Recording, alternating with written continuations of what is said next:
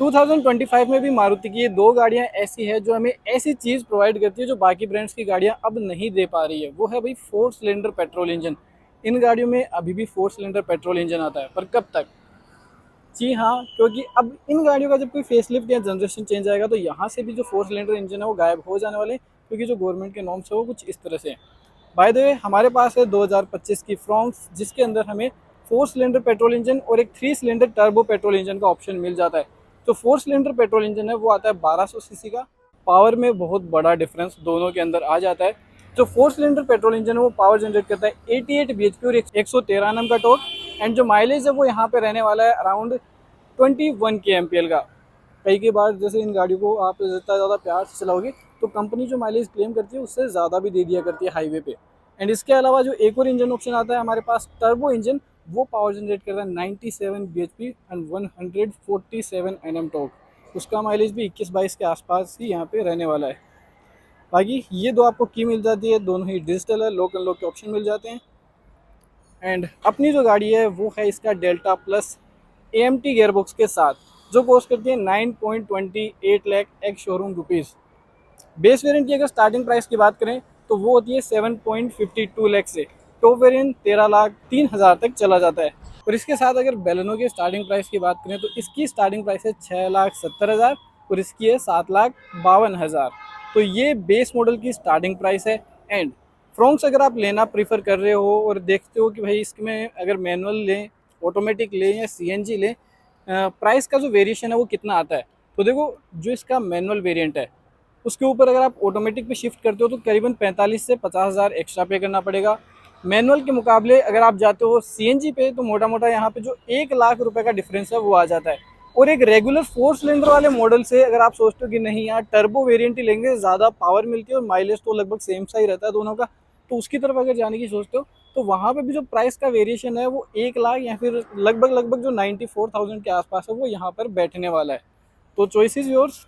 मैं तो देखो ऐसा प्रेफर करूँगा कि पावर वगैरह भी बढ़िया चाहिए, माइलेज भी मिल ही रहा है तो क्यों ना फिर 3 सिलेंडर इंजन ही लिया जाए जो टर्बो इंजन के साथ आता है। एंड इनका इंजन वैसे काफ़ी ज़्यादा रिफाइन है। बाकी ये है ओवरऑल फ्रंट प्रोफाइल। काफ़ी बढ़िया मैट फिनिश में हमें फ्रंट ग्रिल मिल जाती है, बड़ा सा लोगो आ जाता है, क्रोम वर्क देखने को मिल जाता है, LED DRL including turn signals, LED reflector based lights है, हाई बीम लो बीम के लिए हमें यहाँ पे देखने को मिल जाती है। बाकी फ्रंट की जो लिप है वो आती है सिल्वर फिनिश में। एंड 16 इंचेस के जो एलॉय व्हील्स है वो हमें ब्लैक कलर के देखने को मिल जाते हैं, तो ग्लोस ब्लैक आपको यहाँ पे मिलता है। 16 इंच है, आपको रेडियल ट्यूबलेस टायर्स मिल जाते हैं। एंड इसके अलावा जो गाड़ी में स्पेयर व्हील हमें दिया गया है वो भी सेम 16 इंच का ही है। वहाँ पे कोई भी कॉस्ट कटिंग नहीं है, पर हाँ वो स्टील रिम रहने वाला है। 308 लीटर का बूट स्टोरेज आता है, काफ़ी बड़ा स्टोरेज है। एक बढ़िया सी सॉलिड सी पार्सल ट्रे आती है और इसके अलावा जो रियर की सीट है 60-40 स्प्लिट के साथ आती है, तो वो भी कोई दिक्कत नहीं है। मतलब इनकी गाड़ियाँ प्रैक्टिकल बहुत ज़्यादा होती है। And that's the rear profile. Connected LED tail light है एंड ये पूरी जलती है। लोअर वेरिएंट्स में जाते हो तो सिर्फ ये वाला पार्ट ही जलता है, ये वाला काम नहीं करता, पर यहाँ पे ये पूरा काम करने वाला है। रिवर्स पार्किंग कैमरा यहाँ पे इस वेरिएंट में मिसिंग है, पर सिल्वर कलर की स्किड प्लेट आती है, 4 रिवर्स पार्किंग सेंसर आ जाते हैं, रिफ्लेक्टर आपको पीछे की तरफ देखने को मिल जाते हैं। बाकी यहाँ पे आपको डिफोगर मिल जाता है, high mounted stop lamp, spoiler, shark fin antenna.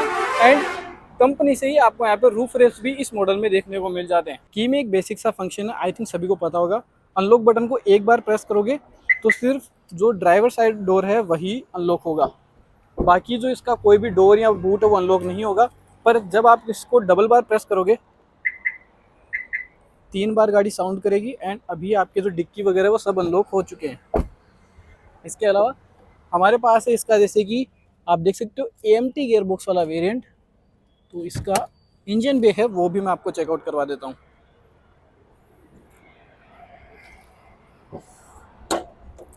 So now you can see हमारे पास है इसका 4 सिलेंडर पेट्रोल इंजन जो पावर प्रोड्यूस करता है 88 bhp और 113 Nm का टॉर्क। टर्बो की तरफ जाते हो 98 bhp और 147 Nm का टॉर्क जनरेट करने वाला है। जो माइलेज है उसमें ओवरऑल जो 19-20 का डिफरेंस आता है, कोई उतना ज़्यादा डिफरेंस रहने वाला है नहीं।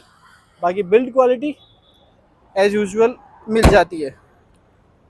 इस वाले वेरिएंट में हमारे पास गाड़ी में 2 एयरबैग्स आते हैं, 4 स्पीकर सिस्टम देखने को मिल जाता है फ्रंट एंड रियर में। फ्रंट एसी के साथ आती है गाड़ी, रियर में कोई भी एसी वेंट्स आपको यहाँ पर देखने को नहीं मिलेंगे। तो यहाँ पे जो एसी वेंट्स की प्लेसमेंट है वो नहीं आती है, लेकिन देखो एक काफ़ी अच्छा ऑप्शन है। आफ्टर मार्केट ये पूरी किट आती है ओरिजिनल मारुति की, जिसमें रियर में एसी वेंट्स भी आ जाएगा, यहाँ पे आर्मरेस्ट भी आ जाएगा, तो उस तरफ भी आप जा सकते हो। एंड फ्रंट सीट आती है अपनी डुअल टोन फिनिश में। आपको यहाँ पे ब्लैक एंड जो मैरून कलर का कॉम्बिनेशन है वो मिल जाता है। फैब्रिक अपहोल्स्ट्री है, रिक्लाइन के साथ आती है, तो यहाँ पे मैनुअल कंट्रोल्स मिलते हैं। इस वेरिएंट में आपके पास जो हाइट एडजस्टमेंट का ऑप्शन नहीं है। एंड ये है अपना डोर।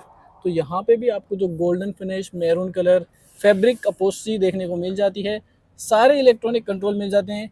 ओआरएम पे जैसे आपने शायद नोटिस नहीं किया होगा, टर्न सिग्नल है, इलेक्ट्रिकली एडजस्टेबल है, फोल्डेबल है, ऐसा डोर मिल जाता है। तो रिक्वेस्ट सेंसर वगैरह इस मॉडल में नहीं आते।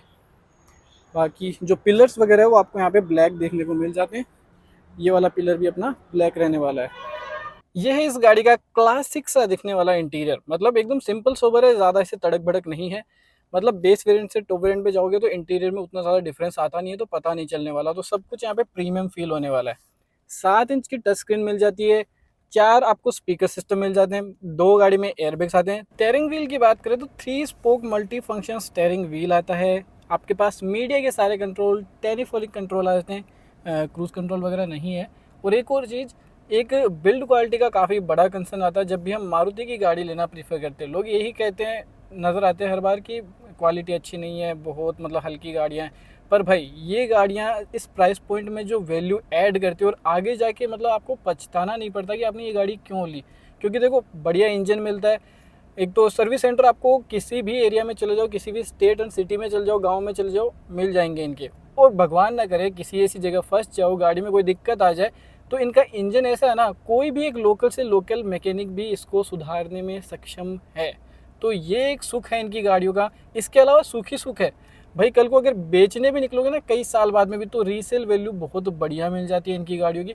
एंड कुछ भी गाड़ी में कभी कमी नहीं है कि भाई काम बहुत ज़्यादा मांग रही है, सर्विस सेंटर पे चार्जेस काफ़ी ज़्यादा देने पड़ रहे हैं, ऐसे कोई दिक्कत इन गाड़ियों के साथ नहीं आती। लोग इसीलिए मारुति को इतना ज़्यादा प्रीफर करते हैं।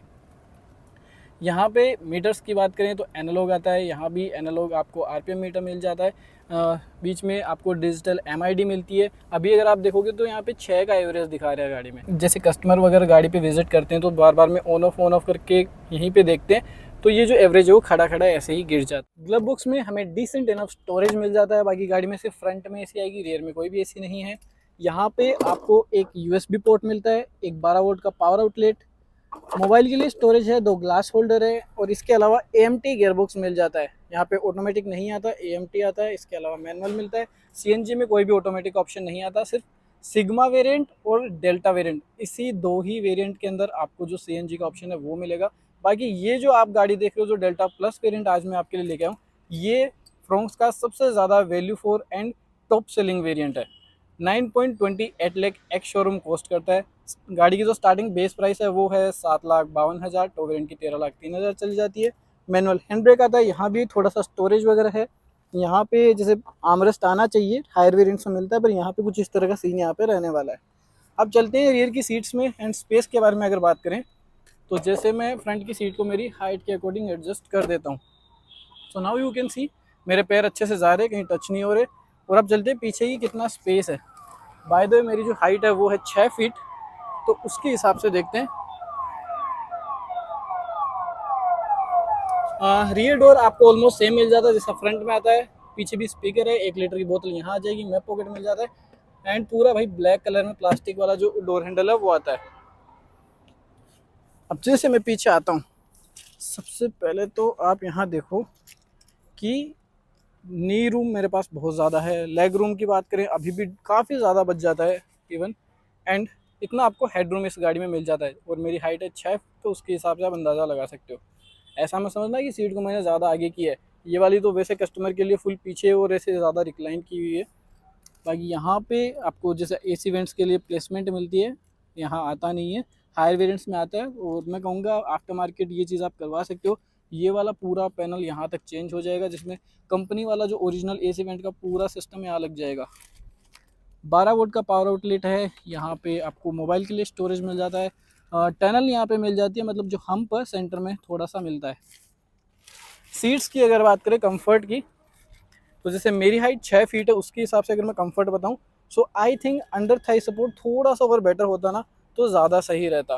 बाकी तो वैसे बढ़िया है, इतना ऐसे कंप्लेंट करने वाली चीज़ है नहीं। 5 सीटर व्हीकल है, 4 अडल्ट और एक बच्चे को आप आराम से बैठा सकते हो। पीछे 3 बड़े लोग नहीं बैठ पाएंगे, थोड़ी दिक्कत होगी, क्योंकि जैसे कि यहाँ पे 2 सीट तो ये मिल जाती है। अब जैसे कि तीनों हेडरेस्ट एडजस्टेबल तो हैं, पर यहाँ पे जैसे 60-40 स्प्लिट सीट आती है, तो ये वाला जो पोर्शन थोड़ा सा हार्ड रहता है।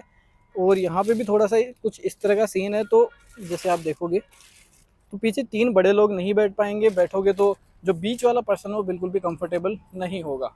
तो ये सारा सीटिंग कैपेसिटी का हिसाब किताब है। बाकी रियर से गाड़ी हम ऑलरेडी विजिट कर चुके हैं।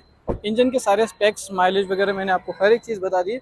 और बाकी बाय द वे गाड़ी पे 10,000 का अभी डिस्काउंट चल रहा है। और इसके अलावा जैसे CNG वेरिएंट्स पे तो कभी कोई डिस्काउंट रहता ही नहीं है, टर्बो वेरिएंट्स पे ज़्यादा डिस्काउंट रहता है। तो अभी जैसे हमारे पास 4 सिलेंडर वाला वेरिएंट है जिस पे 10,000 का डिस्काउंट है, टर्बो वेरिएंट पे जाते हो तो वहाँ पे कई बार डिस्काउंट 25 से 30,000 तक भी चला जाता है। इवन कई बार तो 45,000 तक भी गया है। तो हर डीलरशिप पे ये चीज़ आप ट्राई कर लेना, डिस्काउंट वगैरह पूछ लेना, और जहाँ ज़्यादा डिस्काउंट मिले वहाँ से गाड़ी उठा लो। सिंपल सी चीज़ है। एंड PDI जरूर कर लेना। वीडियो देखने के लिए आपका धन्यवाद।